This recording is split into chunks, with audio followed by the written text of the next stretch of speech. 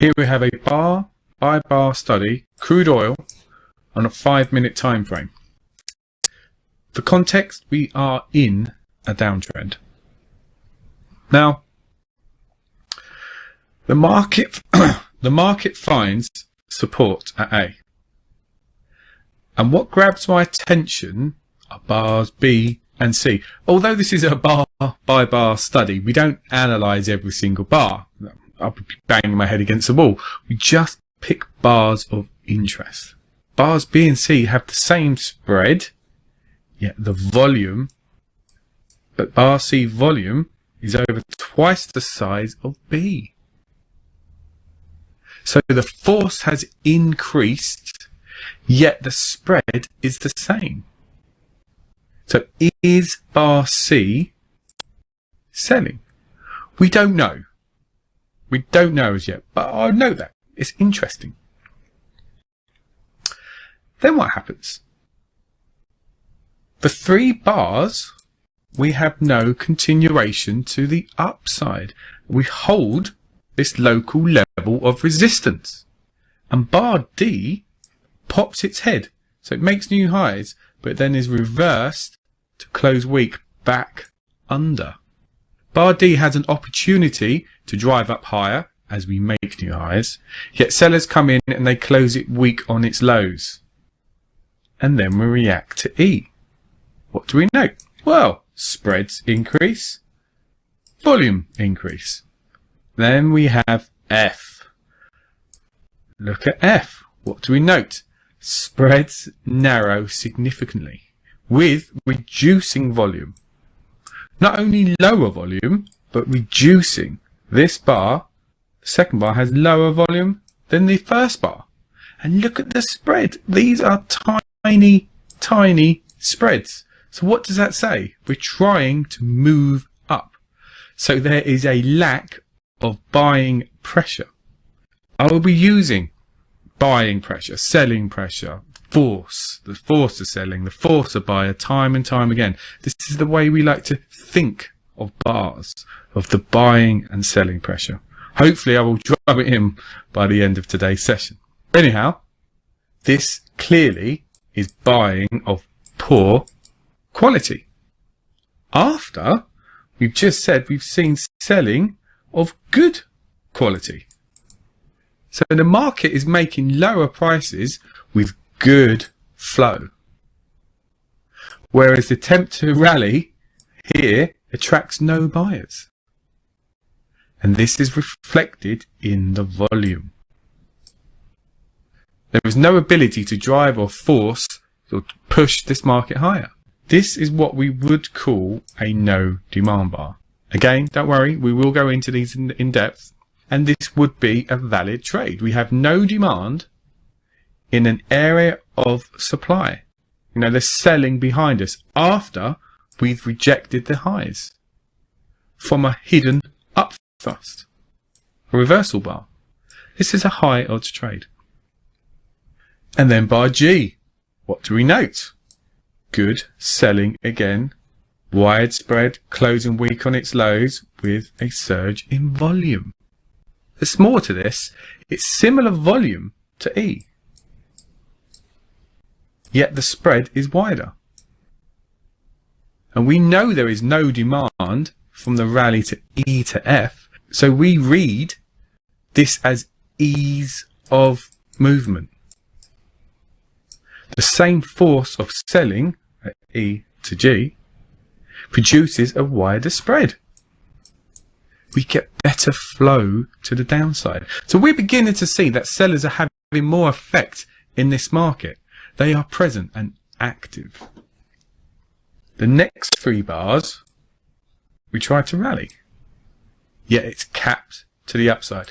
We cluster here, and we can see that higher prices are being rejected, also lower prices, but we'd say that sellers are capping progress. Why? Because sellers are in control with no signs of buying. Bar H. We touch support, we get a surge in volume and close fairly firm. The key or what's important to this bar, is that we dip under all this price action, all to the left to reverse and close, back above support. And this is support. We would expect buying at support, so is of no surprise. Next bar, continuation to the upside with fairly good volume. But bar J is very interesting. It's the same volume as the previous bar, yet the spread has halved with a close off the highs. So the force of buying is the same, yet the thrust has shortened and it's struggling to go higher with the same amount of fuel, which is volume. Only selling can stop this bar producing a spread the same as that. Again, this is of no surprise. Why? Well, we've got selling here at G and selling here at E. We come back into this area and we see selling again. Interesting. Bar K, good bar. We break support with huge volume, closing under and weak near its lows. And at this point in time, we would say that sellers are in complete control. Why? Well, we're making lower highs and lower lows. We're holding under support. There's evidence of good selling in the background with poor buying. The volume is very high on this break. And we would expect high volume as the sellers must absorb any buyers that are left in the market. I mean, we know there's buying at this level. Why? Because look at A and H. This is support. Look at the spike in volume. Look at the spike in volume. Come here. There's volume here. So there is active buying along this level. So if the sellers need or want to push it under, it's going to take a great deal of force or activity, which is volume. So the force of selling here is monumental and swamps any buying activity. And we know that. Why? Because we close under with that very high volume. But, and it is a big but, the volume spread relationship is out of sync. Something is off. The volume is too high. So A, there is hidden buying, or B, that sellers did actually absorb every last bullish order, then there's literally no more buyers left in the market. But we don't know anything as yet. We label this bar. If we're live in front of the charts, this bar and area would be marked. We don't have any of this information. So as we're live in front of the charts, this is all we get to see. So we fall further from K to L where we find support. Then the next bar is interesting. We rally with similar volume. In fact, for all intents and purposes, the same volume. But the spread has narrowed. So we know that selling is still present. Otherwise, we should produce a bar like this. Bar M, what do we note? Very narrow bar with low volume. So we could say that the buying force has diminished. There's no ability to rally. Again, another no demand bar. Then two bars at N. They're interesting. The first bar here pops its head above the no demand bar and reverses to close weak, acting like a reversal bar with a surge in volume. We would think from this bar, lower prices are on the cards.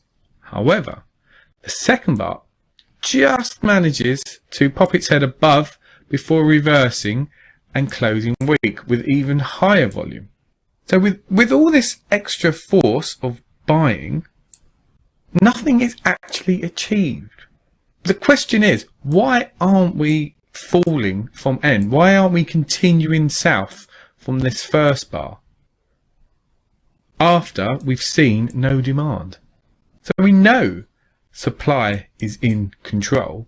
We have no demand. We get a reversal bar. Why on this bar do we not continue south? We don't make that much progress. We're not pushing down like we did previously. All this volume, think about, combine the two bars at N. The volume would be about here. So with all this volume, we only make this much progress. Something's up. You know, there's nothing to do here. We're just reading this as the market unfolds. But after no demand and reversal bar, and we can't continue south, and when we combine the volume and we only net this amount of progress, it's, you know, something is clearly not right in the market. We would expect, what would we expect after no demand? This is what we'd expect after no demand, like we've previously seen. We'd expect a good move, not halting progress. And then bar O, what do we note at O? Highest volume on the chart, widest spread on the chart that closes back above resistance. And importantly, we close above all this price action. So this bar achieves a great deal. But most importantly, we close above K, which was very weak. If all this was selling, this bar should not occur. It's an aberration, a price bar aberration. This should not happen. Sellers should be protecting. They should be adding contracts. So something is clearly off. I mean, this is clear demand entering the market. There's no two ways about it. Buyers have emerged. The force of buying, as in the volume and the spread and the close, is very strong. Like I said, it accomplishes a great deal. Wipes out all this negativity that we have seen for the past 40 minutes. Buyers, now I have to make this point clear, buyers have emerged, however not in control. There's not enough evidence as yet. These four bars I find incredibly odd. There's no demand, followed by no follow through, followed by the strongest buying on the chart. Something's off. You know, this is how my mind thinks. We're trying to slowly piece together a story of either demand or supply. Again, we do not buy this bar. Demand has emerged, not in control. There's a big, big difference. Then bar P. What do we note about bar P? Well, it pops its head above the highs of O, buyers into this supply bar here.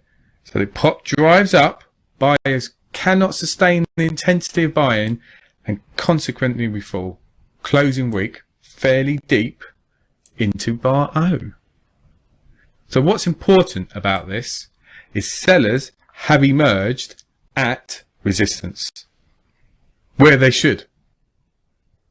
Okay? Then bar Q. Another interesting bar. Why? Well, it has, let's just say, the same volume, very close to the volume of P. But sellers continue, think about the action of Q. From the lows of P, so this is P, from the lows of P, sellers drive it down, yet the buyers come back in, reverse it back up to close firm, resulting in a level close. The downside follow through has been resolved with a level close by the buyers. So this action hints that the market is trying to hold. You know, it's trying to hold. I mean, don't get me wrong, a higher close here would be better. This is a subtle hint. But the market, as we know, isn't always kind. We don't always get clean reads that is demand coming in, or lovely, perfect little no demand bars. Sometimes we have to dig deep into bar analysis, is what we're doing now. It's exactly what we're doing. And also, we do have a level close and we do have high volume. So buyers have managed to hold price here. But what else can we note? We haven't tested the lows here or the demand line, our support line. Buyers have emerged here above. So they're coming in early. Again, something to note. So wrap up Q, sellers had an opportunity for lower prices as they were here. At one point, this bar was here. Yet, buyers came in to close it level without testing support. Buyers emerged early. And then next bar, we rally with low volume. Doesn't really give us a great deal of information here. Not every single bar gives us a great deal of information. We just focus off the ones of interest that do give us clean reads. And this leads to these two bars at R. Very interesting bars. Why? There's a lot to these two bars. Well, R1, bar 2 is similar action to N. R1 and bar 2. It's reversal type action. But 2 here, the second bar and R, makes no continuation to the downside. We can't close under with similar volume. So the thrust has clearly shortened.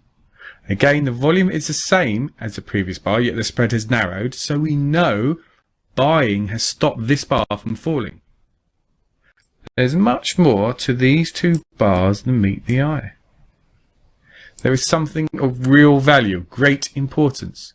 We've mentioned the action is similar, but the volume on the attempt to push down is much, much lower.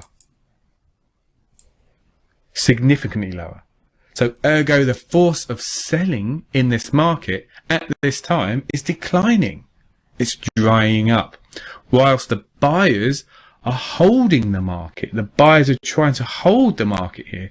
They're holding here. They're holding here. Isn't this fascinating behavior? So the force of selling is drying up. We've got buyers holding the market, and we've got buyers proving themselves at O. So now we could safely say there is a subtle shift of sentiment occurring. Don't forget, we have been selling. So until here, around this action here, we've noticed there's a shift. That supply pressure is easing and demand is emerging with evidence of price holding at, well, underneath or just slightly above a support level. Very interesting behavior.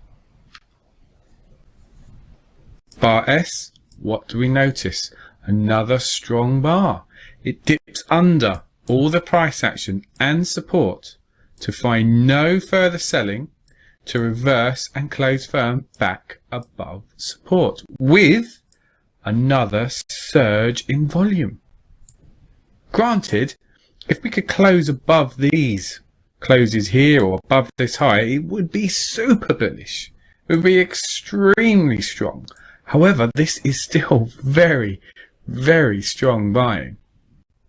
Prices clearly rejected lower prices and is very strong. There's no doubt about it. At this point, take a macro look, step back. And it pays to do this on occasion, by the way.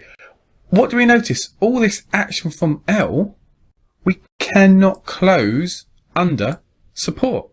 And all the high volume is buying. This is very intriguing. T, these next three bars, again, they are interesting, or I find them interesting. Price is unable to show follow through to the upside, and we can see this. We push up, we come down, close weak. We push up, come down, close weak. We push up, we come down, we close weak. So sellers are capping upside progress, no doubt. However, the force, look at the volume, is incredibly weak. There is no real volume. The closes are drifting down, as we can see, but the spreads and the force is weak. Plus, we're holding support. These spreads are incredibly small, especially this spread with this volume. It's the lowest volume we've had since we've broken support, and we're holding here. So we have very low volume, low force of selling at support. Where directly behind us we have buying and buying. Ask yourself, do these three bars wipe out the strength we see from the high volume bars? No, of course not. So although the price action looks negative, it isn't. And the last bar shows no ease of movement to the downside. There is no flow. There's no genuine force. So we have the lowest volume, narrow spread down bar at support with buying in the background. So this bar is actually strength. Now hopefully you should be beginning to acknowledge that through the bar volume relationship, these down bars are actually strength. So these bars provide very good entries when you become confident and you're able to read the chart cleanly and understand the forces of demand and supply. And then another high volume bar that closes firm. It manages, for all intents and purposes, to hold support. We're directly at support. I mean, sellers had an opportunity again. Price was here. But what happened? Buyers stepped in to close it firm. So the sellers did not capitalize on their opportunity. And we've got to, from the close of view, the story here is of buying. All the high volume bars are buying. They are demand based at support. Whereas the down bars are weak in comparison. The selling force is light. And in addition, on each attempt for lower prices, from N to R to these three, look, volume declines. Every attempt we push down. So the selling force is clearly diminishing. It's drying up.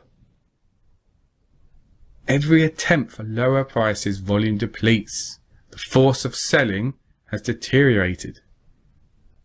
When K to L, it get good flow. N, we hold. Q, we hold. R, no volume. Here, no volume. As we try to come down. With T being the lowest volume on the chart at support. Okay. V, superb bar. Good upside follow through with decent spread, closing firm with excellent volume. Now there is a subtle hint of additional strength here. The volume is less than you, yet the spread is wider and the close is a little firmer. So we're getting good flow to the upside. And why is this? Because there is less selling to absorb. And we know there's no selling. We can see it diminishing from this price action. So this confirms our story. Buyers are really beginning to take charge. And V also wipes out all this price action to the left, the last 45 minutes or so of price action. This is how we like to think. And zero downside progress from you. We just drive hard, closing firm. W, what do we see at W? No supply bars. There is no, we're trying to come down with a narrow spread with low, the lowest volume. So we have the narrowest spread with the lowest volume after good buying. There is no supply, no thrust, weak volume, same here. We just drift down. And then X, evidence of buying. We close off the lows. And then Y, no supply again. The lowest volume down bar on the chart, again we're at support after good buying. So all of these bars here just reflect the lack of selling pressure. There is no selling force. It really has depleted. And then boom, look at this. Break, huge force, great volume, good force, closing firm, close above this high, break resistance, and 2, get continuation. So let's do a recap. We began with sellers in control with evidence of poor buying, whilst being in a confirmed downtrend. Then we hold support and begin to see sellers not take advantage of their position. No downside follow through, no downside follow through. At the same time, buyers are holding, buyers have emerged.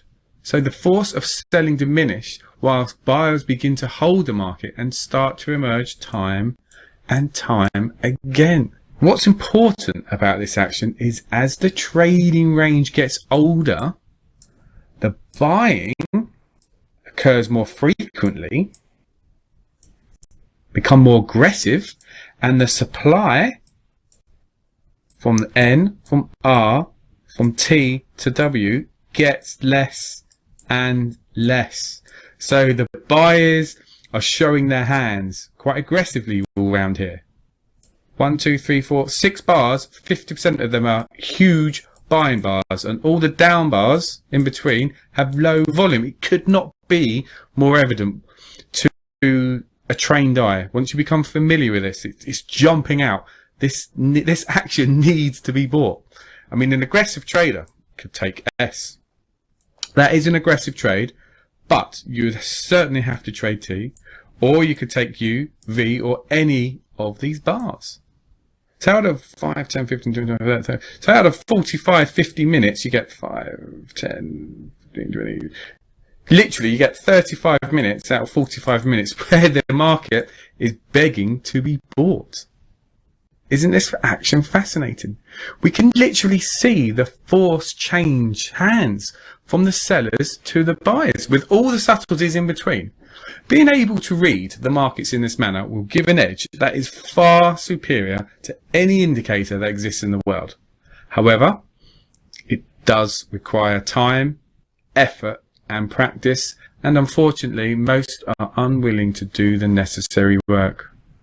We don't need to do the whole bar by bar analysis. What's important is just to recognize the shift in behavior from the selling to the buying. So we're in a downtrend to L where we hold, and then as we see buying, we spot buying, and then we note there's no supply, and then no supply, and we see it diminish. That's our analysis, and we can enter from anywhere here onwards. Of course, to get to this level of chart reading does take time, but more importantly, it takes practice. Most people aren't willing to practice. This is a skill. Chart reading and trading like this is a skill, and there's nothing lagging. There's no indicators. We're reading price and volume as it unfolds bar by bar by gauging the forces of demand and supply. Good. Are there any questions? At K, would you compare the volume and spread to E? K has very high volume. Spread at E, volume, K, spread and volume. Oh, I see what you're saying. Yes, you would compare the spread and volume. And K, as we noted, that K does have very high volume. That's good thinking. I like the way you're thinking. But you must consider, what is bar K, what is this bar in question accomplishing? At K, we break support and we hold under. It is very high volume, but we do close under support. We hold under all this price action. Bar E, what does bar E really do? It breaks this local level of support, but we can't gauge a great deal of data. There's no reason for buyers to be in this area. Agreed? But we know buying should be here. Why? Well, first of all, we're at support, and we've noted that buying has occurred in force with good volume along here before. Using contextually, bar K is completely different to bar A due to structure. For sellers to overcome the buying here, they need to sell twice as much to get the same result, because buying will be active, or should be active, at support. Where E, we wouldn't expect any buying here. There's no need for buying to occur here. Although it is very high volume, it does achieve something. But like I said previously, this bar will be monitored. Will be highlighted. Okay? I mean, what does it mean? We don't know, because none of this price action would be here. We need more data. Very good question. I'm glad that answered. Yeah, good.